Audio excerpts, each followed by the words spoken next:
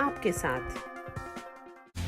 This is Bazaar Morning Call, broadcasting live from the CNBC-TV18 Motilal Oswal studios in Mumbai.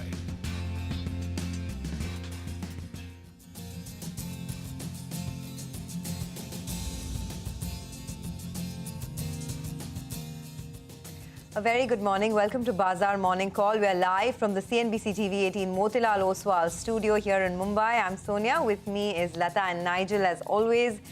Well, folks, good morning. We are beginning the day with slightly softer cues across the globe. In fact, the macro situation is not looking pretty. The US markets opened up with a bit of a loss after a long weekend.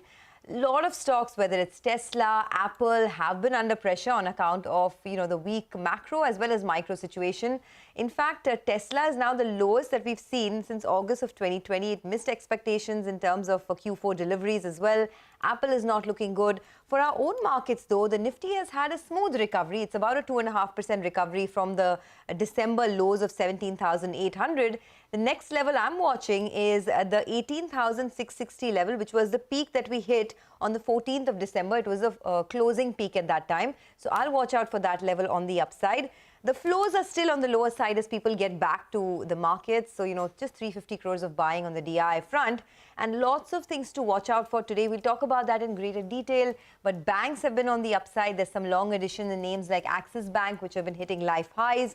There's fresh long positions in TCS yesterday ahead of their earnings on Monday. And there's a new listing as well, Radiant Cash Management. So more on that in a bit. But Nigel, Latha, good morning. Looks like it's going to be a slightly sticky start considering the global macro situation.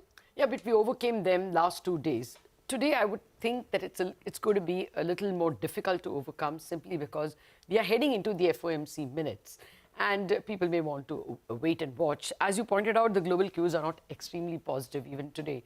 If you looked at the NASDAQ closing, the pre-market cues are still not all that bad. Asian cues are also mixed. But the negativity comes from the fact that, Wall Street ended lower and the FOMC minutes come in. The positive from the global market is both crude and bond yields. US bond yields are lower, and that's usually India positive. So, it's not all bad, even if you looked at global cues. Domestic cues, the rupee weakening is a big positive. So, whatever reverses we saw in the metal index yesterday could even be reversed today, because that's a very big positive for, less competition from global imported stuff. So, exporters, metals likely to benefit. Airline numbers are superb. That shows an inherent strength. The important point is, I think, the banking numbers. Number after number is indicating that December was very strong, and the latest came from HDFC and IndusInd Bank.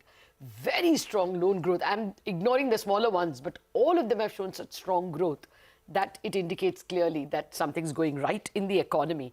So I think the Nifty would be, domestic cues may protect it at probably 18,100, where we have repeatedly found support.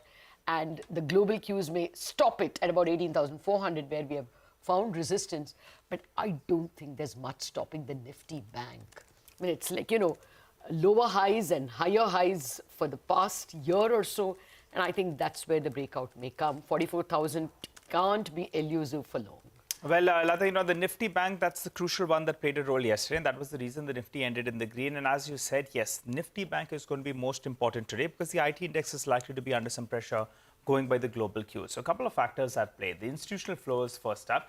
Yesterday, the institutions, they net sold, rapidly 280 crores or thereabouts. But the FI participation itself is 45 to 50% lower than what we have seen on a normal day. I'm not talking about the last 10 days of December, but prior to that. Normally, in fact, the participation would be much higher. So even as of yesterday, it's close to around 45 to 50% lower.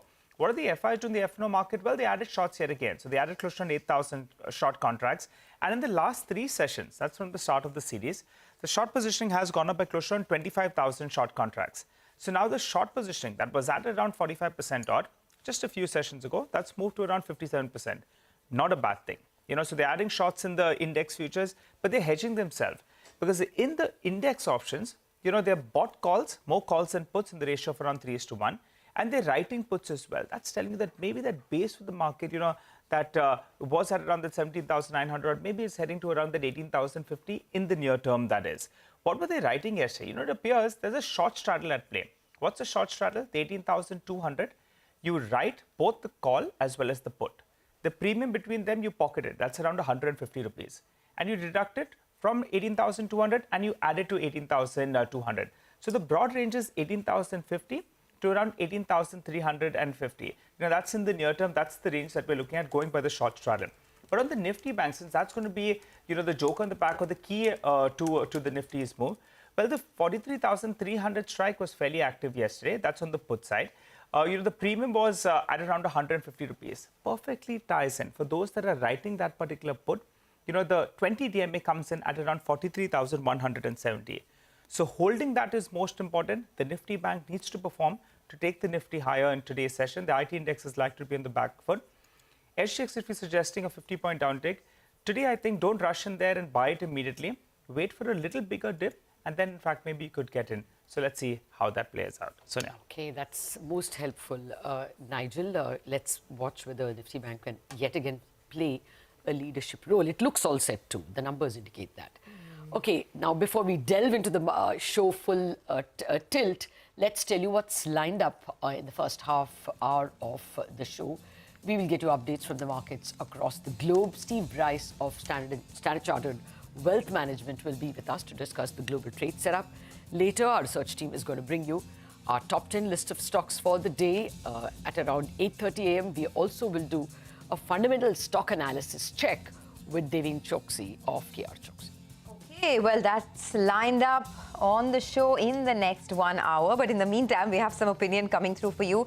First up, it's Venugopal Gare of Bernstein, who says that India outperformed emerging markets and emerged as the lucky lack of choice market for 2022, with macro resilience being the key word in a phase of global challenges. He says, while global macro risks appear to be peaking, moderating macro buffers for India raise vulnerabilities in 2023. He adds, while mean reversion will drive underperformance relative to China this year, India's early cycle nature will remain a crucial variable in dictating absolute returns. At a sector level, they are overweight financials and stay overweight on IT, but they allocate some weights to digital themes, which appear more reasonable post the correction. They are also overweight on cement and they move to an overweight on durables. They are underweight on utilities, metals and FMCG and move to an underweight on industrials. Venugopal says that they are equal weight on auto.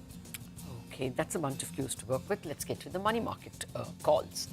Kunal Sodhani of Shinhan Bank says that the dollar returned with a vengeance and soared against all its major rivals. He says annual CPI in Germany declined to 8.6% in December, pushing euro-dollar lower. He adds Brent crude prices and the 10-year US Treasury yields are lower, while the dollar index sharply bounced with immediate resistance at 105.2. For the dollar rupee, Kunal says 82.65 acts as the support, while 83.10 is the resistance for the day. Okay, well, let's get you some interesting opinion coming in from David Zervos of Jefferies and former